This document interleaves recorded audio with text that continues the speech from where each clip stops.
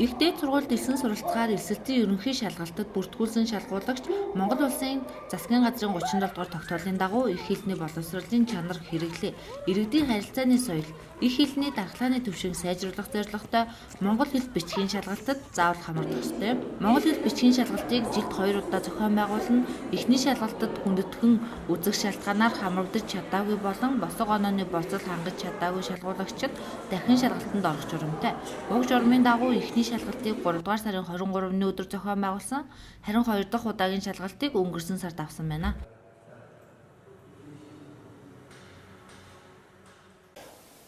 За, элсдийн ерөнхий шалгалтын тухайд ярих бол элсдийн ерөнхий шалгалтын энэ жил бол 6 сарын 17-ноос 21 өдөр зохион байгуулагдана.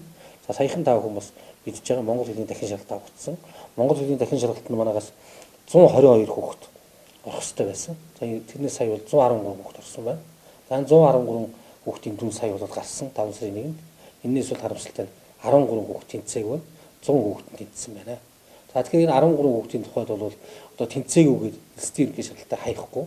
Яагаад тэгэхээр бүртгүүлсэн элсдийн ерөнхий шалгалтад хичээлээ одоо өгнө гэсэн ийм шаардлага тавьж байгаа. Харин яг зөвхөн ихтэй сургууль хуваар сонгохдоо боломжгүй зүйлч.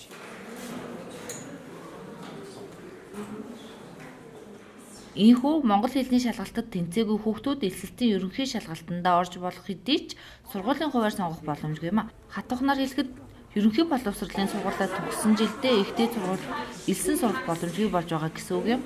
Гэхдээ элсэлтийн ерөнхий шалгалтын бүх оноо хадгалж байгаад дараа жил монгол хэлний шалгалтаа дахин өгөөд их дээд сургуульд элсэх боломжтой юм байна. Мөн элсэлтийн ерөнхий шалгалтын хуваар гарсан байна.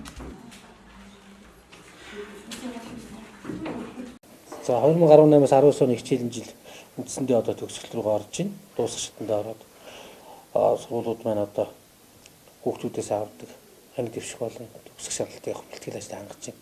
За, энэ хичээлийн жилийн онцлог нь юу гэж юм гэхээр сайдын шинээр баталсан журмын дагуу анги дэвших шалгалт бол улсын шалгалтад зохион байгуулна. За, бид хэд бол сургуулиудад ямарч байсан анги дэвших шалгалт улсын шалгалтуудын хуваарь хөрвүүлсэн байгаа. Тэгэхээр анги дэвших шалгалтуудыг бол бид хэд яг одоо сайдын тушаал журмын дагуу сүүлийн 7 хоногт зохион байгуулах учраас анги дэвших шалгалтууд бол 6 сарын 3-наас 12-ны хооронд зохион байгуулагдана. За, улсын шалгалт бол боловсролын үнэлгээний төгс тогтоосон хуваарийн дагуу явагдана. За, энэ бол 5 сарын 27-оос 6 сарын 6-ны хооронд явагдаж дуусна гэсэн ийм чиглэл байна.